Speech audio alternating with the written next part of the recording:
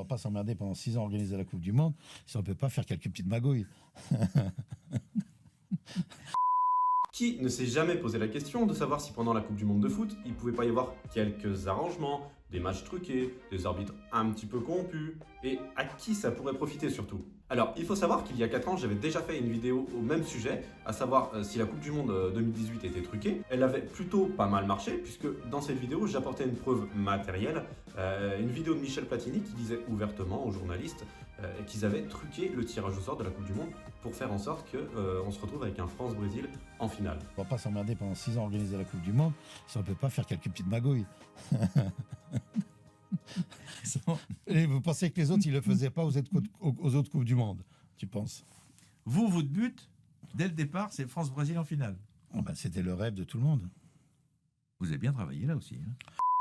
Nous voilà 4 ans plus tard, enfin pour être précis 4 ans et demi plus tard, puisque cette année la Coupe du Monde du Qatar va se dérouler en hiver, au mois de novembre et décembre, et du coup on est amené à se poser les mêmes questions. Sauf que cette fois-là, il y a une question qui se rajoute. Est-ce que le Qatar a acheté cette Coupe du Monde? Bon, on a tous à peu près la réponse et on va en parler dans cette vidéo, au même titre qu'on va parler d'autres Coupes du Monde dans le passé. On va remonter jusqu'aux années 60-70. On va surtout parler des années 2000 pour voir quelques petits exemples de matchs de Coupe du Monde qui auraient pu être arrangés. Alors avant toute chose, je vous souhaite la bienvenue sur cette vidéo et sur ma chaîne. Si vous ne me connaissez pas et que vous n'êtes pas encore abonné, abonnez-vous, pensez à liker la vidéo si elle vous plaît, à dire votre avis dans les commentaires, ça peut être intéressant et à mon avis, il y a un gros débat en préparation. Alors, on enchaîne tout de suite sur la question de savoir si oui ou non le Qatar a acheté cette Coupe du Monde, enfin acheté l'organisation de la Coupe du Monde, pas acheté la victoire, parce que vraiment, si on voit le Qatar s'imposer lors de ce mondial, là oui, on peut se poser des questions et puis personnellement, je pense que j'arrêterai de regarder le foot et de m'y intéresser parce que voilà. Alors, concernant cet hypothétique achat d'organisation de la Coupe du Monde par le Qatar, bon, il y a eu des preuves qui ont été trouvées et mises en avant par le Sunday Times, un média britannique. Il s'agirait d'emails, de virements bancaires et on a même parlé d'une somme de 3,6 millions de dollars en échange entre les différents membres du comité exécutif. Bon, là on commence à se poser quelques questions, sachant que le président de la Confédération asiatique, Mohamed Milanam, celui qui est accusé d'avoir acheté les voix du comité exécutif, il avait été radié de son poste de vice-président de la FIFA, je crois, en 2012, pour des faits de tentative de corruption afin de devenir président de la FIFA. Voilà. Donc, je vous laisserai vous faire votre propre opinion sur ce sujet. Bon, assez parlé de cette Coupe du Monde au Qatar, on va reprendre maintenant les choses dans l'ordre chronologique. On va s'intéresser aux Coupes du Monde 1966, remportée par l'Angleterre, et selon l'ancien président de la FIFA, Havelange, ces Coupes du Monde auraient été manipulées en faveur des pays organisateurs. Comme je vous l'ai dit, Havelange était brésilien. Il est peut-être pas très objectif, mais il avait en tête que tout avait été fait pour éliminer le Brésil. Pour lui, le Brésil de 66 était vraiment pas très loin du Brésil de 62 qui avait tout écrasé avec les Pelé et compagnie. Mais à cette époque, la Coupe du Monde va se dérouler en Angleterre avec un président de la FIFA anglais. Là où Havelange a un doute, c'est que tous les matchs du Brésil ont été arbitrés soit par des Anglais en majorité, soit par des Allemands. L'idée de fond était d'avoir un Allemagne-Angleterre en finale de cette Coupe du Monde. Et c'est ce qui s'est passé. L'Allemagne a été arbitrée par des Anglais et l'Angleterre a été arbitrée par des Allemands. Et comme par hasard, ça donne ce résultat, Allemagne-Angleterre en finale de la Coupe du Monde 1966, remportée par l'Angleterre au final. Et bizarrement, depuis 66, l'Angleterre n'a jamais rien gagné. Voilà pour le mondial 1966. On passe directement au mondial 1998 qui nous intéresse avec une victoire de l'équipe de France. L'équipe de France est championne du monde!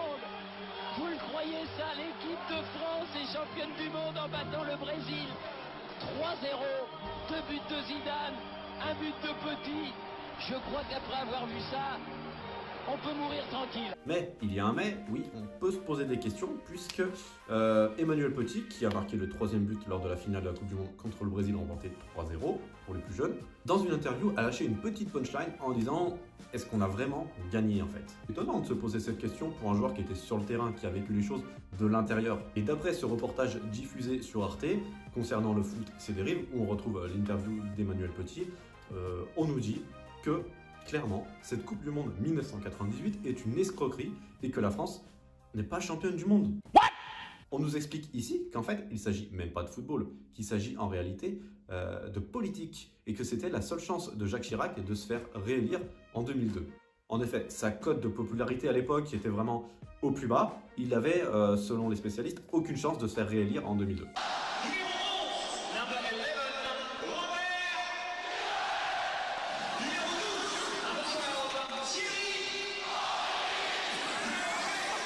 Et à ce moment-là, une idée lui vient, une victoire de l'équipe de France à la Coupe du Monde pour renouer avec un engouement national. Mais le scénario, bon, à l'époque, il est complètement inimaginable. Selon les observateurs de l'époque, Aimé Jacquet, alors sélectionneur de l'équipe de France et champion du monde au final, n'y connaît rien en foot.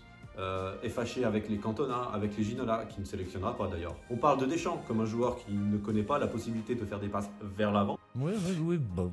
Oui, quand même. Ouais. Oui. Zidane, quant à lui, est connu pour son tempérament un petit peu nerveux. On le verra lors de la Coupe du Monde 98 où il prendra un rouge contre l'Arabie Saoudite et en finale de la Coupe du Monde 2006 où il prend un rouge contre l'Italie. Zinedine, pas ça, pas du tout avec pas ça, Zinedine. Et le pompon, Stéphane Guivarch, avant-centre de l'équipe de France, qui ne sait pas mettre un pied devant l'autre, qui d'ailleurs ne marquera 0 but pendant cette Coupe du Monde et qui arrêtera la sélection peu de temps après. Suite à ça, le président se décide d'acheter cette Coupe du Monde avec de la tricherie, avec des menaces, avec du complot. On raconte que des filles auraient été payées pour fatiguer les joueurs adverses de l'équipe de France, des cuisiniers soudoyés pour faire des plats un petit peu douteux, toujours aux adversaires de cette même équipe de France. Et enfin, on peut évoquer le cas Ronaldo qui aurait fait un malaise, une crise d'épilepsie la veille ou le matin de la finale de la Coupe du Monde. Comme par hasard, le meilleur joueur du monde, Ronaldo, R9, représente, on est là, on est présent.